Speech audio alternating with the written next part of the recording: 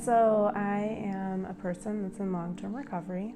Growing up, I always felt like there was just something missing.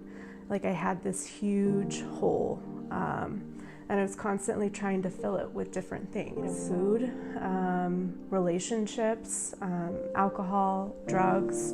And I also remember in high school just thinking that it was normal for me to be out drinking and doing drugs all weekend. I thought that that was what everybody did, and that quickly, led to major issues in my life, being arrested. The first time I got in trouble with drinking with the police was when I was 16 years old. And it didn't stop there. I got in trouble again when I was 18 and 21. And when I was 21, I got in a DUI and I ended up having to go to jail.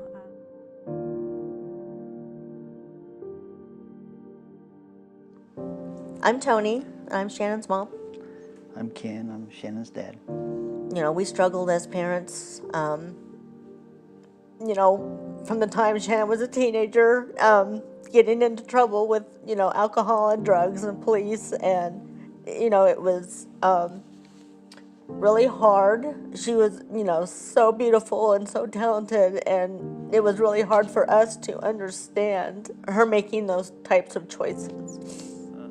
We go through life, I do anyway, I fix things, and Yep. It's easy to fix things. Refrigerator breaks, whatever, you fix it, but when you see your daughter struggling and not know how to fix it is very, very difficult. She was struggling for answers and we didn't have answers. I don't know, we just live life, and thankfully we realized that, we can't go on this way.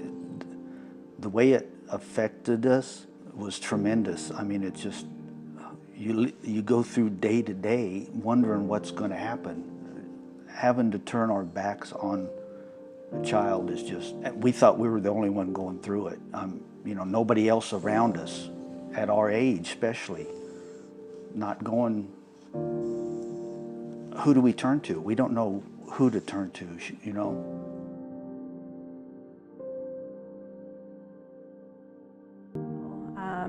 And so I lost my license, and I was going to cosmetology school at the time, and so my dad had to drive me to school. And I remember telling him I can't stop drinking, and I didn't know, what was wrong with me. And I remember having a conversation with him about, well, Shannon, just stop, because to them it was this super simple, cut and dry thing. Okay, well, if you want to stop drinking, just stop. But I'm an alcoholic, and so it just doesn't work that way. I didn't drink all week, and that Friday, me and my mom had a glass of wine. And that glass of wine turned into me blacking out for 5 days. And I remember I woke up, and I called my mom, and I told her I needed help. And so she drove me to a detox facility, and that was the first time a doctor sat me down and looked at me and told me that I was an alcoholic. And I started doing an outpatient program and going to AA, and my life got better. And so stuff started to get better, and then I stopped going to meetings. And, and I was a dry drunk for a really long time. And I started dating a guy that I was dating previous to me getting sober that time, and I ended up getting pregnant, and I got hit by a semi on I-25 and lost the baby, and I started using after that. I didn't pick up drinking again, but because of the accident, so I was getting prescription after prescription of Percocet, and I started abusing them. And I had my daughter when I was 21, and I think I realized, I remember my dad telling me that's what I needed. I needed somebody who was gonna love me and I could love them, and looking back at it, I think that just shows how apparently big that hole was, that my family was even trying to fill that for me.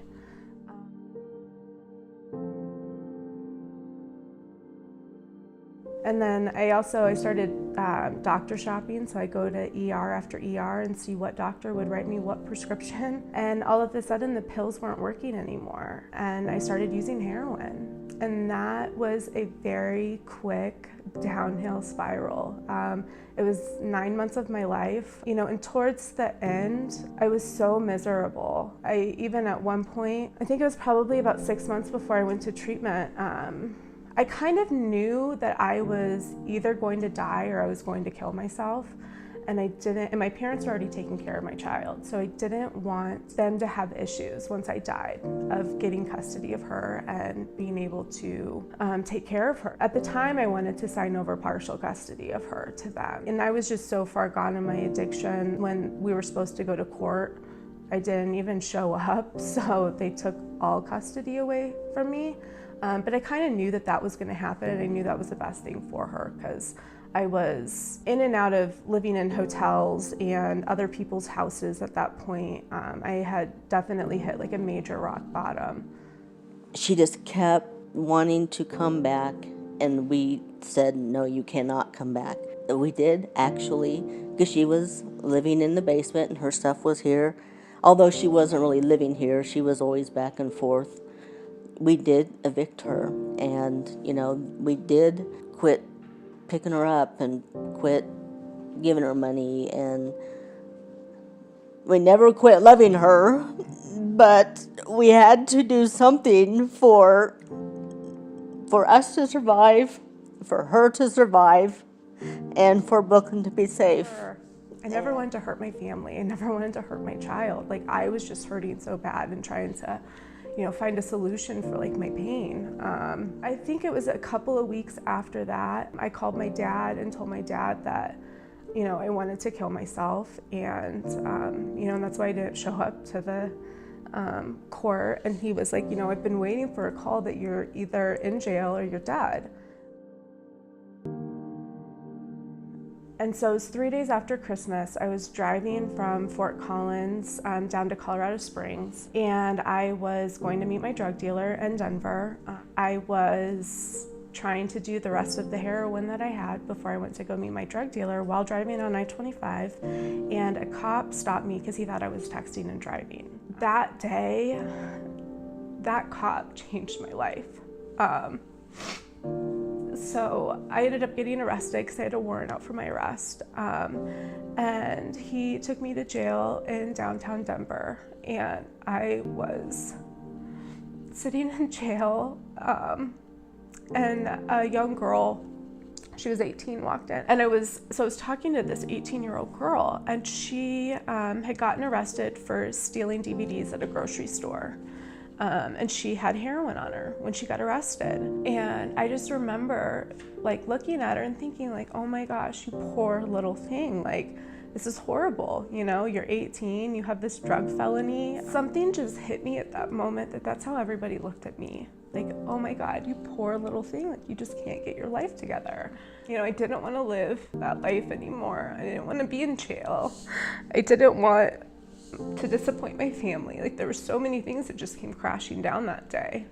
And that's when one of the ER, I think it was actually an EMT that drove me to Centennial Peaks. Like, so I've been in Detox like multiple times and like don't remember anything that happens, but I remember being there, and I remember like it's just so ingrained in my mind. And they helped me get stuff together to go to treatment. And at this point, my parents were completely done with me. They wouldn't come to visitation. And I don't blame them. I think my mom dropped me off clothes at one point. They dropped my car off in the parking lot at Centennial Peaks with my debit card and I think $20 cash, so I could put gas into the car to get up to treatment. And I think that was like another really big like eye-opening experience. Like, what was different about Centennial Peaks was I think being treated like I was a human being. And I wasn't just like this problem. I remember getting to meet with the doctor every single day and him sitting down with me and talking to me, not talking at me, but talking with me about my treatment plan and what I wanted to have happen and, different options. And I think that was really important too.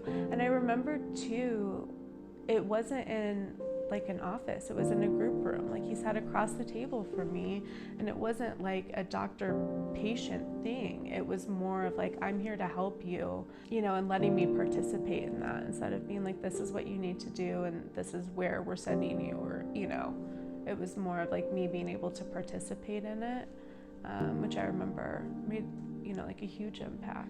You know, I was a helicopter parent, and every time something happened, I would scoop her up and save her. We always had different days that, you know, I'd be really strong or he'd be strong, or you love your kids, but at some point your kids have to make the decision to help themselves. And that really understanding that nothing that you did has, you know, made your kid turn out the way they turn out.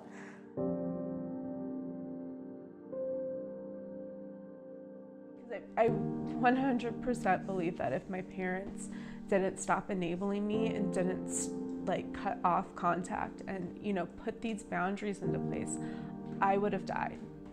They were loving me to death. I think the best help that they gave me was by putting up boundaries and telling me that, you know, they weren't okay with this stuff anymore. And, you know, my mom, you know, telling me I was dead to her. You know, I was so angry, you know, at the time when all of that stuff happened. But looking back at it, I mean, that's really what, you know, forced me to, you know, start making changes in my life. No, it's not that. Okay, do your other little. Do your voice that makes Bubba laugh. Yeah. Do it again. Come on.